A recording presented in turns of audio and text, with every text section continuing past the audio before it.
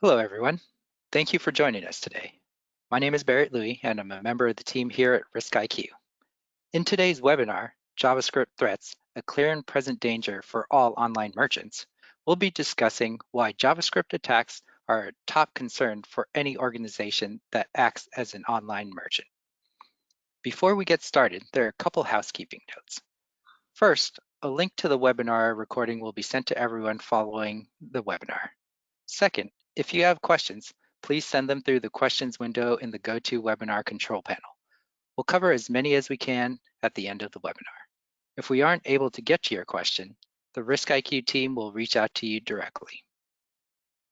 Now, let me introduce today's speaker, Terry Bishop. Terry is our VP of Technical Services for EMEA. He has over 20 years of experience in IT, security, and networking, with both private and public sector organizations to deploy and manage security solutions in both technical and leadership roles. His experience ranges from the endpoint to enterprise-wide monitoring for security and compliance. And with that, I'll hand it over to Terry. Thank you, Barrett, and thank you everybody for joining today. So I'm going to be talking about JavaScript threats, what they mean, and how we can take steps to prevent those issues affecting your organization. So a quick look at what we actually mean by JavaScript threats, why we see them as a different challenge from certain other types of malicious activity that you see, a review of Mage Carts and how they use JavaScript exploits to steal predominantly credit card information. We'll look at some of the most commonly talked about strategies for dealing with these attacks. And then we'll overview how RiskIQ can help and do a quick run through of the solution as well, so you can actually get a feel for how RiskIQ actually addresses this problem. So when we're talking about JavaScript threats, I tend to break this down into 4 different categories. You've got that Mage Cart style attack, if you will, the form and card skimming. People really just sort of inserting JavaScript to collect information as it's being entered into websites. Bitcoin mining, you're not necessarily sort of stealing personal information here. I guess you're just stealing CPU cycles. We saw a big spike in this activity about 2 years ago. It's kind of dropped off in more recent times, I think due to the value of Bitcoin dropping. Interestingly, I have seen a number of stories about this more recently, so possible that either the price of Bitcoin has reached a point where it becomes viable for people to do this, or perhaps just new actors are coming into the space and starting to pick up where the previous left off. Waterholing is where we see sites being injected with JavaScript exploits to collect information on people when they're visiting sites. Maybe if you're interested in targeting government workers or IT administrators, you would look at sites that those people go to regularly and set up traps and malicious code on the sites that are being visited, rather than necessarily targeting their organizations or the individuals themselves. And then fingerprinting appears to be a more benign type of activity. Still unwanted code, still potentially malicious, but really just collecting information. And it's not always clear why the information is being collected. We tend to assume that it's being done either for traffic redirection type activity, maybe to serve better ads.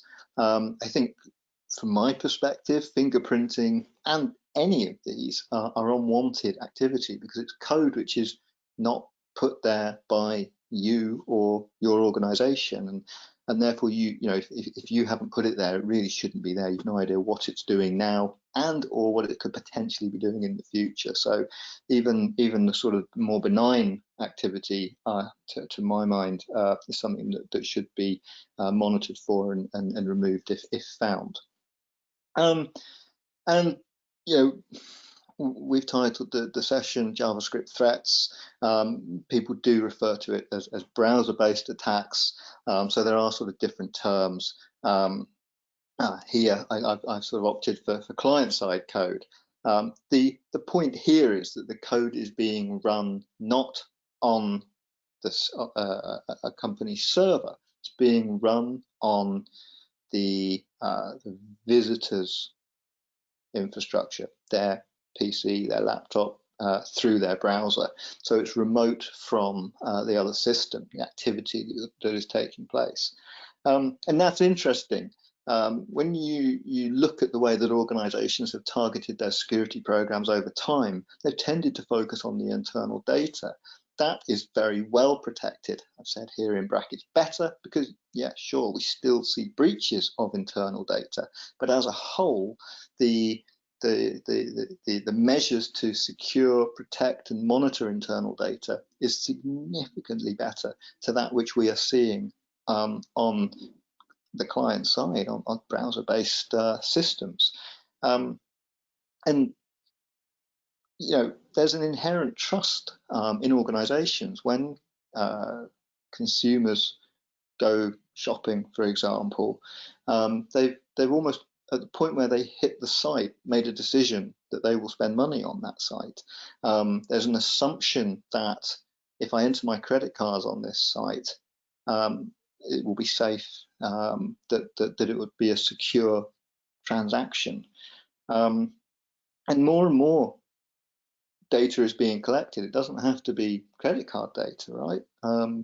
I haven't been to a branch of my bank for many months, and yet I can still transact all of my activities online. So you know, all of my data is being shared through my browser.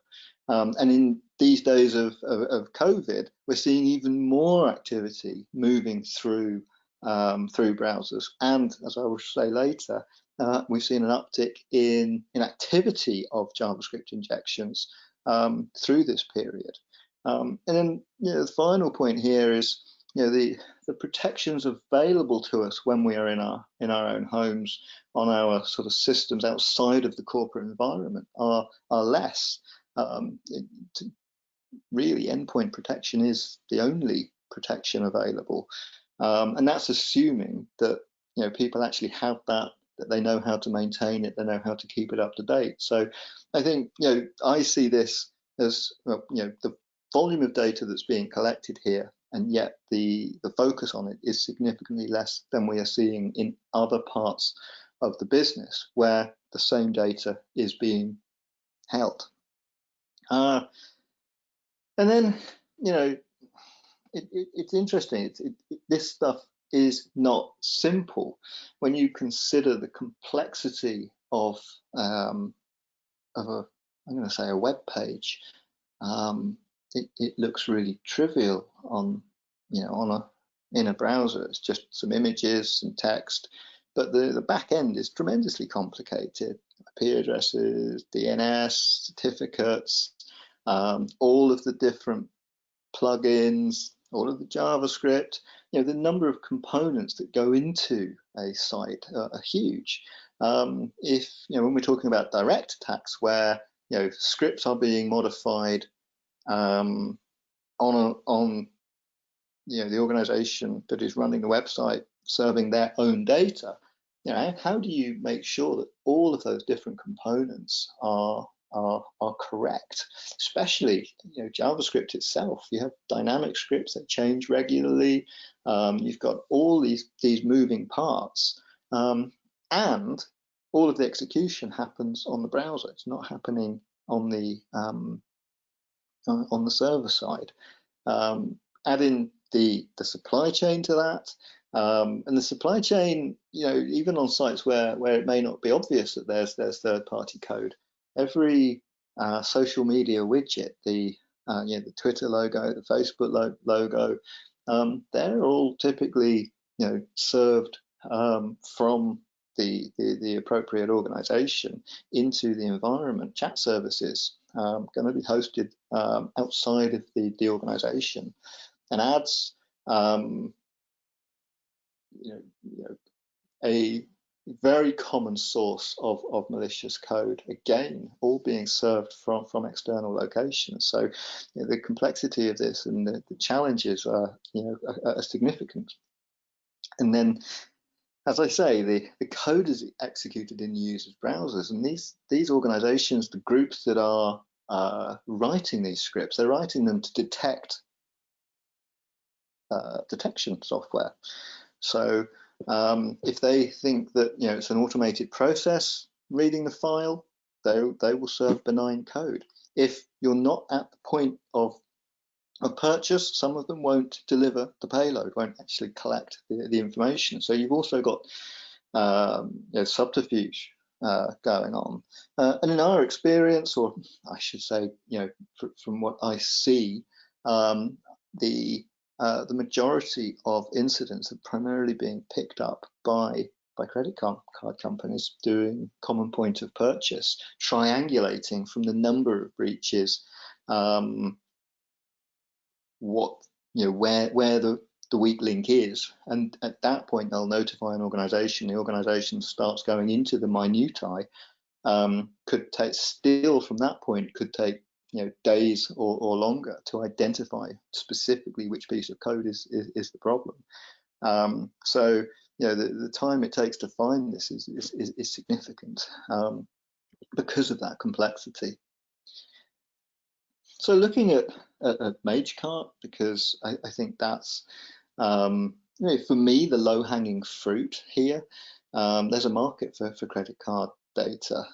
So all I have to do is put my skimming script on a website, harvest some credit card details, and then sell them on the existing markets which are out there. If I collect PII, it might have greater value, but I probably have to find different means to actually sort of monetize that data. We've been tracking them actively for the last 5 years. There's about 15 groups. We've got a couple other that we're monitoring as well. When we talk about groups, we're more talking about mode of operation. There are many more Mage Cart groups out there. You can buy skimmers on the dark web. But what we're interested in is the tactics that they're using. How are they operating so that we can keep the industry informed and ensure that our detection stays current and relevant. We've found incidents when we start looking back through our data going back about 10 years in terms of the activity we find. So it's been a very interesting journey to where we are now. The first sort of major organization that was impacted was Ticketmaster in mid 2018. That was a supply chain attack. Chat services running on Ticketmaster's payment page.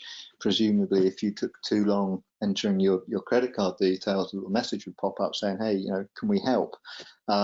That script was injected with malicious code, and 40-odd thousand credit card details were stolen over a period of about 3 months. We actually found additional breaches within the supply chain for Ticketmaster going back an additional 6 months.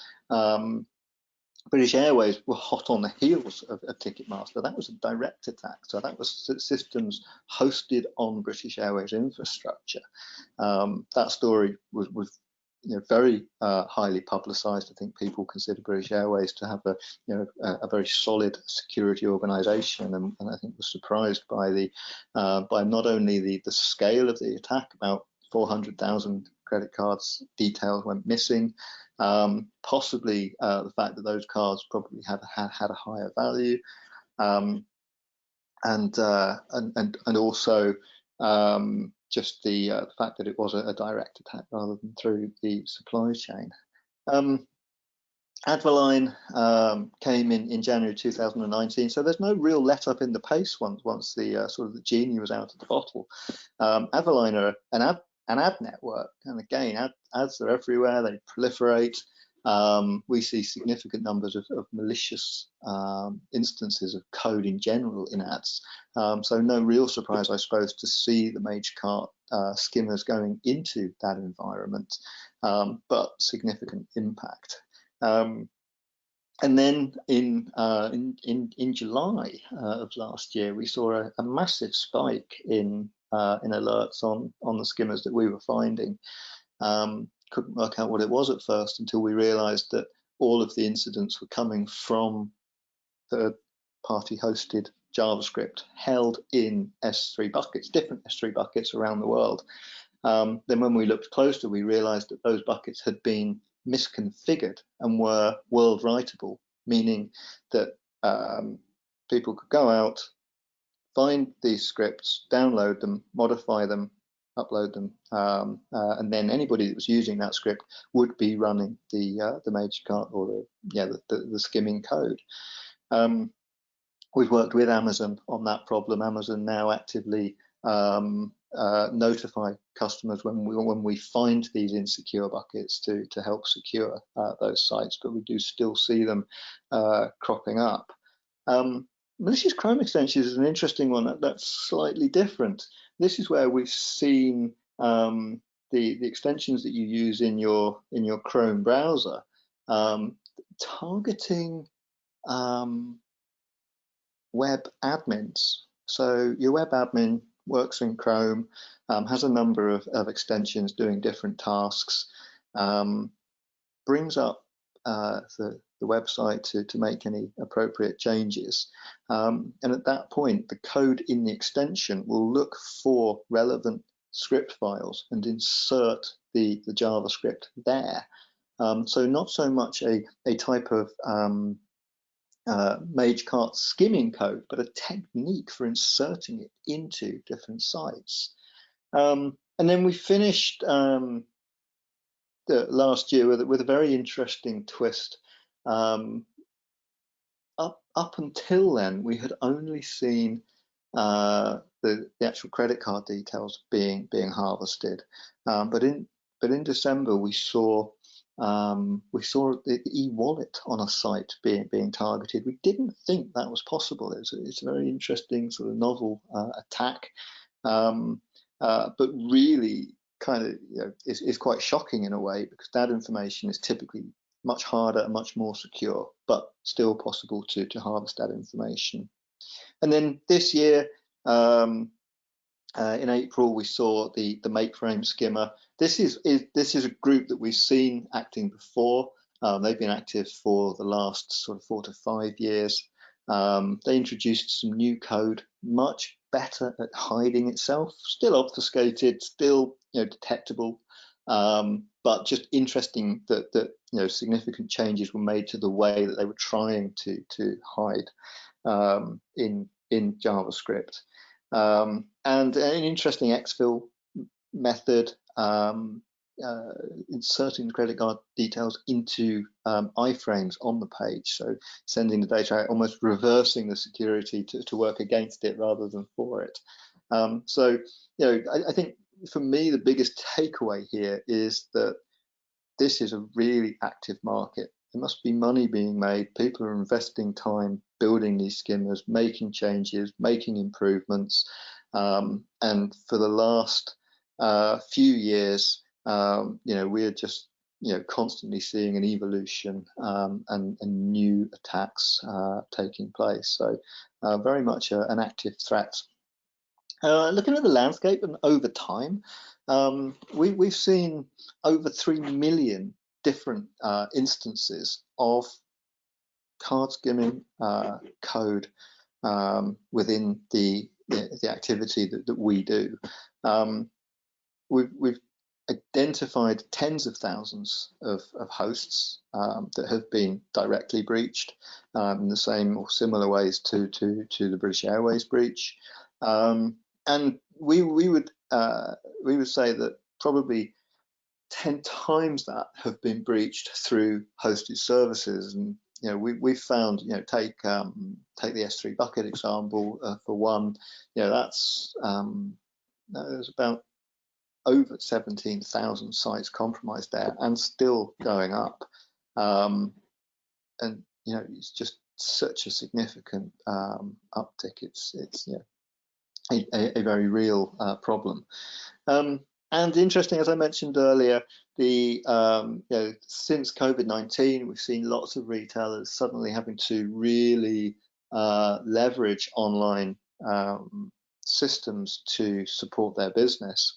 And depressingly, almost 30% more Mage Cart detections since most of the major countries went into lockdown.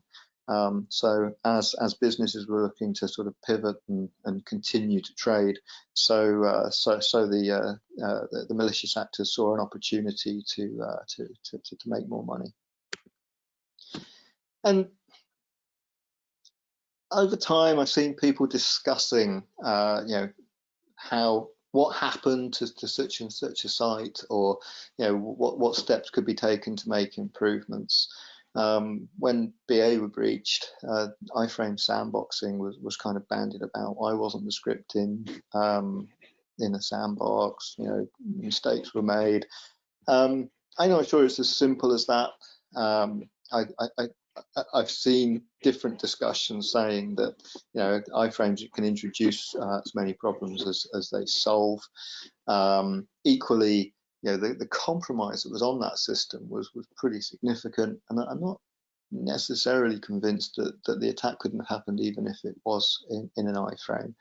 Good practice, helps raise the bar, but I'm not sure that it actually stops the issue of JavaScript injection. Content security policy is another one, and again here I kind of look to Ticketmaster and I think, well, the code that was compromised, Inventor, was a trusted third party. So what, I don't know, maybe I'm being naive, but I'm not sure what security content security policy would have offered. And then sub-resource integrity checking is great, but I think it's so complicated, so difficult to implement. Certainly in most organizations, web infrastructure, again, comes back to the complexity of the environment. Maybe in next gen systems, if it's built in from the start, it might be achievable. But as a whole, I just think that is too cumbersome. I've yet to see a fully implemented instance of this, although surprisingly I did see an alert through our system a couple of days ago. One of the team was so surprised they brought it to my attention that there was a sub-resource integrity alert where someone had found a modified file. So I talked about how prevalent it is and how difficult it is to detect. The good news is that the way that RiskIQ operates is, we have a unique perspective on these sites. I guess it's one of the reasons why we have been, the people that initially started talking about Mage Cart, and we continue to lead the way in terms of identifying the threats and the different activity that we're seeing. We look at our customers' infrastructure from the outside. There's no agents installed, no reconfiguration, absolutely no connection between what you see on the customer side and the on your side, and from where we sit. We're completely removed. We just simply spend our days crawling the internet using browsers that look and act as human users. We visit over 2 billion page requests per day, just simply collecting information, following links, executing code. And that allows us to view our customers' environments, understand what they have, inventory the JavaScript, make notes when there are changes, raise alerts when we see something suspicious, and again, obviously, when we find something malicious, raise further alerts. So that ability to see this this activity, even though it's going under the radar, it's not necessarily executing in regular tests, we can still see the activity and alert on it. And then finally, the last point on this slide, as a whole, we've been able to find instances of Mage Cart running on sites that we don't have any kind of configuration or activity to look. We just find it in our regular monitoring of the internet. But some pages may require a login, may require something being added to the cart. So we can actually train our virtual users to follow the customer journey that your organization has to get to the payment page, to enter fake credit card information, to determine if there is any hidden code or any behavior that's hidden, to detect it all the way through to that final point. And the benefits, I talked about, the Ticketmaster were exposed for 3 months, BA were exposed for 3 weeks. I still don't believe either of them found this themselves. I think they were informed by others. You can reduce this down to minutes in terms of identifying malicious code with effective digital footprint or attack surface management. You can potentially detect it or prevent it from happening. But just reducing the time, the amount of information that's lost is a significant benefit.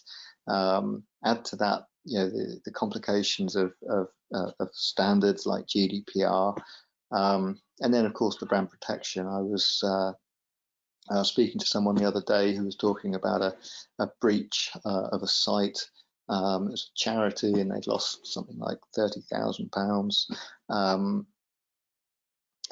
Their concern was less about the money. A donor had actually covered the loss of that money, but their primary concern was the loss of trust in the brand, in the charity, that it might impact future revenue. So significant impact in terms of the loss of this data. So let's take a quick look at the system. I've kind of started with a very, very simple snip of what an alert looks like. Events come in, you see an alert, and it tells you that there has been a Mage Cart breach. We provide the information in these events to enable a first-line analyst to understand what's happened. We've seen a host. In this case, it's a demonstration environment, se-demo2.pz. That's hosting the file. The file that is malicious is called light.js. And in the red box at the bottom there where it says blacklist, we identify, we can see a Mage Cart injection on this site. The first line can investigate further. Equally, third line can look at the same event, and here we provide all of the information, the full bits and bytes from the site that we just visited. Not expecting you to understand all of this here. That box there shows that is the Mage Cart code that we have found on that site. So all of the information in a single event to allow you to track it. Zooming out, coming out to the sort of 100,000 foot view, I mentioned briefly the attack surface management digital footprint. Here, what we're showing is what are all of the assets in the environment. Question that I often ask is do you know how many websites, how many IP addresses you actually have? And here we're giving you that view, allowing you to see that information.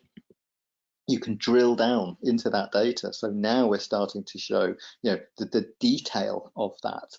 I can look at this site. This is a demonstration environment based on the US Inland Revenue Service. I can see this site here. If I pivot over to the right, I can see, why is that asset in there? What's it connected to? What components are running on it? The depth of data that we have, and then what's the connectedness of that asset? What other information can we see? This is all part of the process of managing and understanding the systems that are out there. And we have that information for all of the different components that we see from an external perspective. Dropping down to a 10,000 foot view, I've got that dashboard showing me what has changed in the last week, and then actually what has changed in the last day. And here I'm getting down to the resources on the page, the JavaScript that's running on that page. I can drill down into that data and see specifically what JavaScript has changed. This one caught my eye because it's on the what I would consider to be a primary domain for the IRS, irs.gov. Interesting that it's a piece of JavaScript hosted on a third-party system. That's kind of curious. I wouldn't necessarily expect to see that. And there's been a change on that. Was that change authorized? Was it expected? Should there even be third-party third-party scripts running on that site? So all of these questions, we're starting to surface information to provide visibility. Now jumping back into the event portal here, I'm showing you, all of the events that have come into the system. That's the one that I showed you just now. I can run filters. I can make changes in this this facet on the left-hand side in the red box there. Show me all of the blacklisted malicious code. I've got workflow so that I can start to say that that needs to be reviewed by someone. That issue has been confirmed. We can take action on it.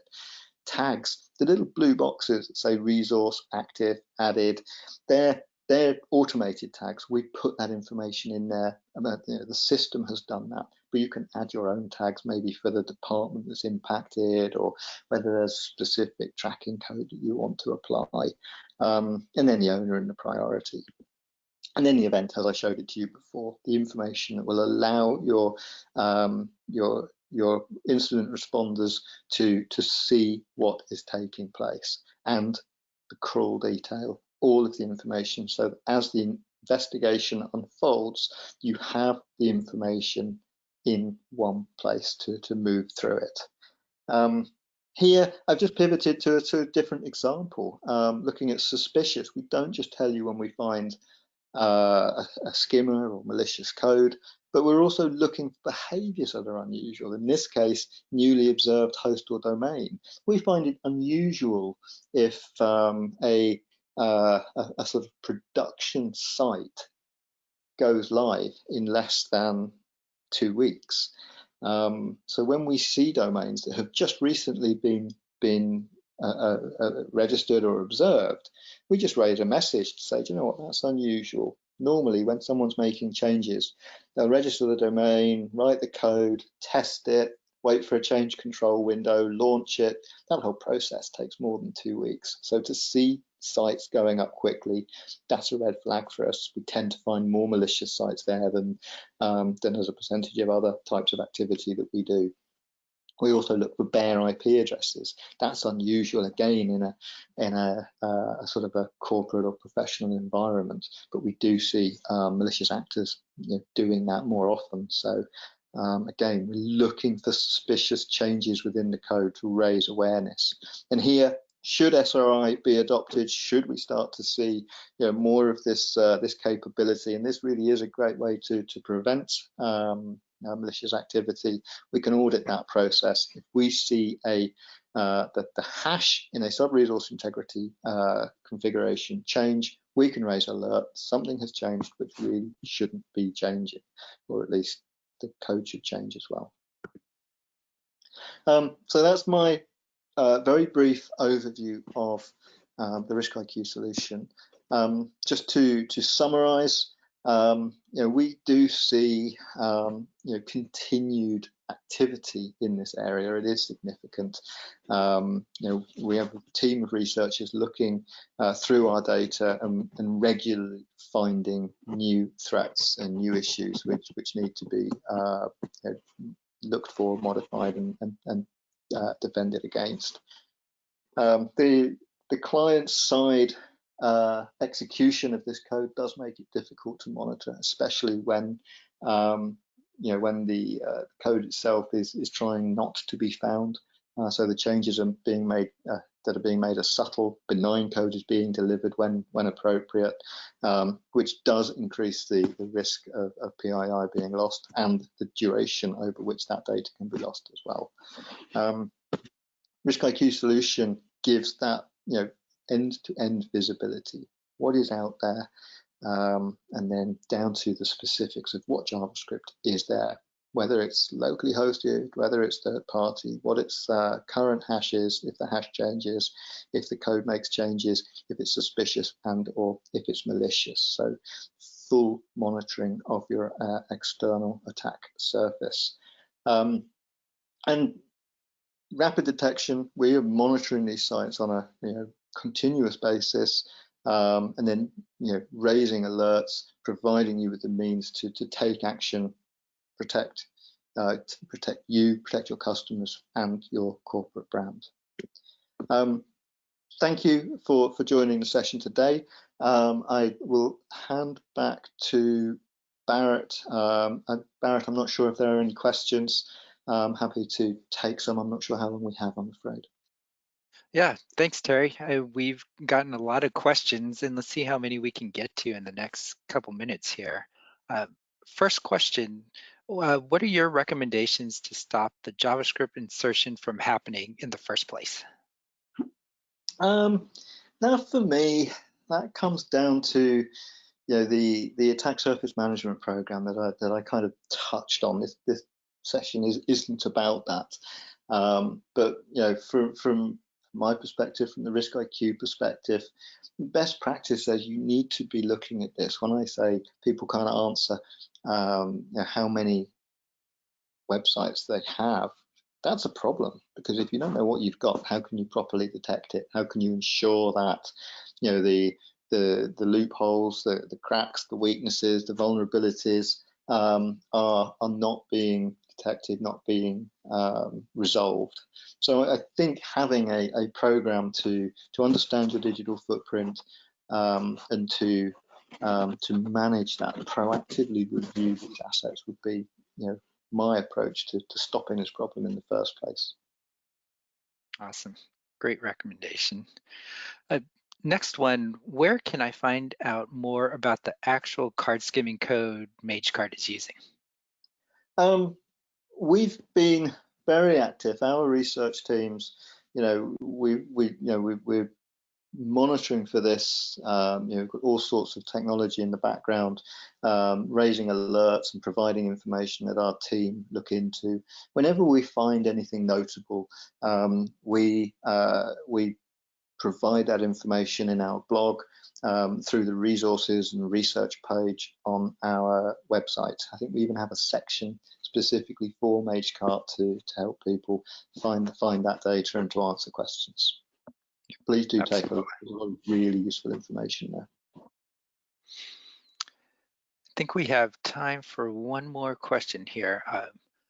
Could you go into more detail on the user journeys that you spoke about? Ooh,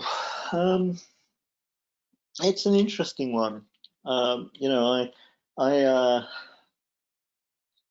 find it fascinating. We talk about British Airways, Ticketmaster, and I think NutriBullet more recently.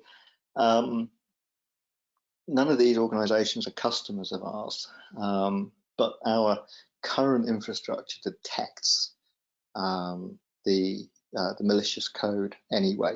It's just the sort of persistence of our virtual army of crawlers is extensive, and we regularly find infections even though we don't have these user journeys.